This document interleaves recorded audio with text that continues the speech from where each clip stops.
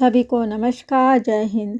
अपने जीवन से संबंधित एक विषय वस्तु में प्रस्तुत कर रही हूँ जिसका शीर्षक है खुद के जीवन को सुधारेंगे तो सब व्यवस्थित हो जाएगा।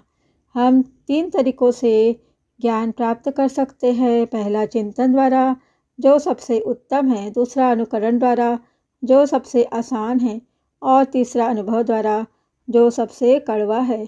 हमारे पास 2 जीवन हैं और दूसरा तब शुरू होता है जब हमें एहसास होता है कि हमारे पास केवल एक ही है।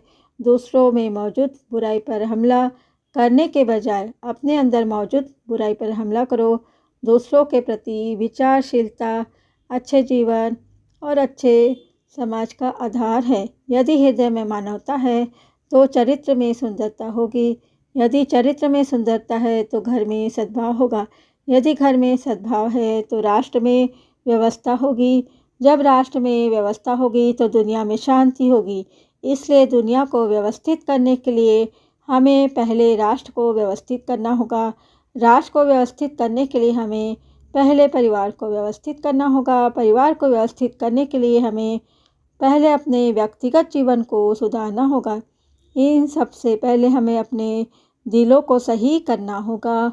और जब यह स्पष्ट हो जाए कि लक्ष्यों तक नहीं पहुंचा जा सकता तो लक्ष्यों को समायोजित न करें बल्कि कार्यवाही के चरणों को समायोजित करें और एक श्रेष्ठ व्यक्ति की तरह हमेशा पुण्य के बारे में सोचे, न कि सामान्य व्यक्ति की तरह जो हमेशा आराम के बारे में सोचता है।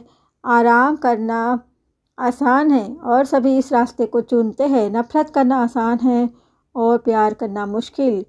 पूरी चीज़ इसी तरह काम करती है। सभी अच्छी चीज़ें पाना मुश्किल है और बुरी चीज़ें पाना बहुत आसान है। इसलिए बदलाव ज़रूरी है।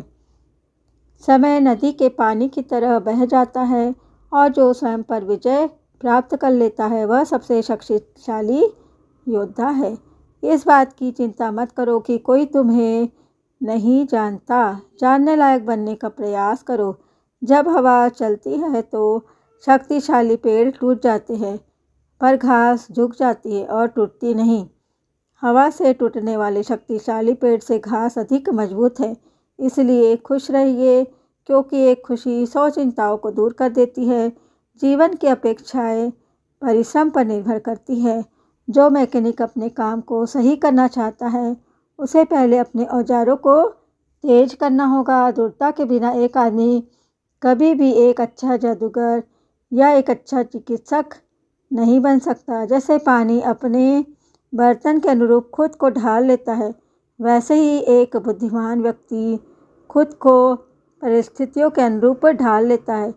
यदि आपकी इच्छा भलाई के लिए है तो लोग अच्छे होंगे। जो आदमी 2 खरगोशों का पीछा करता है वह किसी को भी नहीं पकड़ पाता।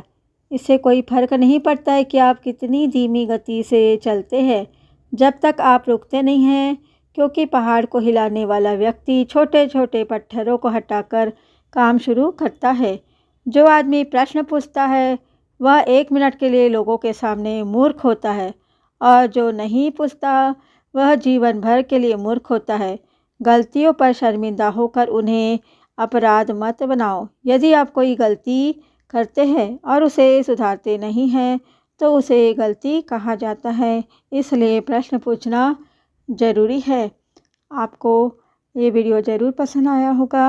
विचार मेरे थोड़े से गंभीर हैं। आप इन बातों पर विचार करेंगे जो मैं प्रस्तुत कर रही हूँ। यहाँ तक वीडियो में बने रहने के लिए आप सबका कोटिशः धन्यवाद। जय हिंद।